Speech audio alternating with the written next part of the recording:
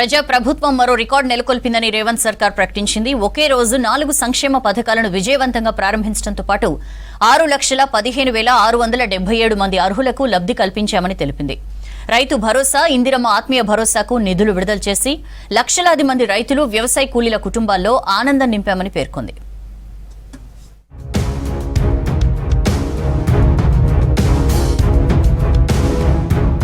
Republic day సందర్భంగా ఆదివారం ఎంపిక చేసిన 563 గ్రామాల్లో 4 పథకాలను ప్రారంభించింది రాష్ట్ర ప్రభుత్వం.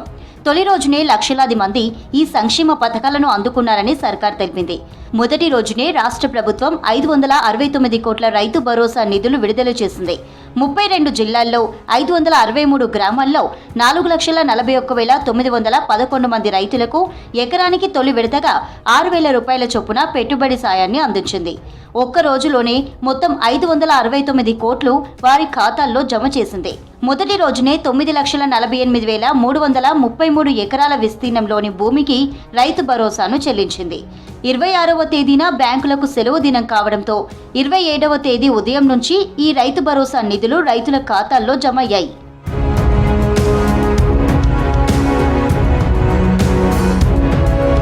తొలిసారిగా రాష్ట్ర ప్రభుత్వం భూమి లేని వ్యవసాయ కూలీ కుటుంబాలకు ఇందిరమ్మ ఆత్మీయ భరోసా పథకాన్ని ప్రారంభించింది. ఈ పథకం ద్వారా ఏడాదికి 12,000 రూపాయల చొప్పున ఆర్థిక సాయం అందిస్తోంది. మొదటి విడతగా 6,000 రూపాయలు చెల్లించింది. తొలి రోజున దాదాపు 18,180 వ్యవసాయ కూలీల ఖాతాల్లో డబ్బులు జమ చేసింది. ఈ పథకానికి తొలి రోజునే ఆర్థిక శాఖ 10,91 లక్షలు విడుదల చేసింది.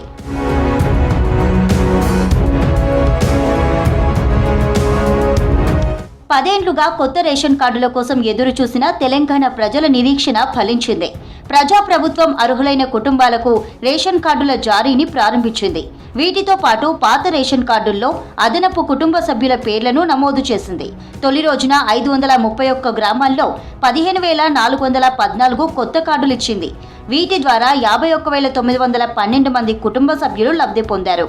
అదనపు సభ్యులను చేర్చాలంటూ 102,000 మంది కార్డుదారులు దరఖాస్తు చేసుకున్నారు.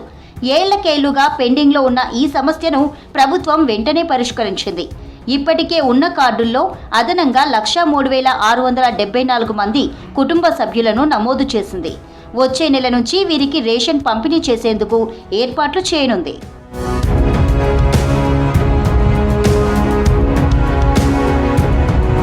ఇక ఇందిరమ్మ ఇండ్ల పథకం కింద తొలి రోజునే మొత్తం 72,000 మంది పేదలకు ఇళ్ల పత్రాలను అందించామని రాష్ట్ర ప్రభుత్వం తెలిపింది. రేషన్ కార్డులతో పాటు సంక్షేమ పథకాలు అర్హులందరికీ అందిస్తామంటున్నారు సీఎం రేవంత్ రెడ్డి, మంత్రులు.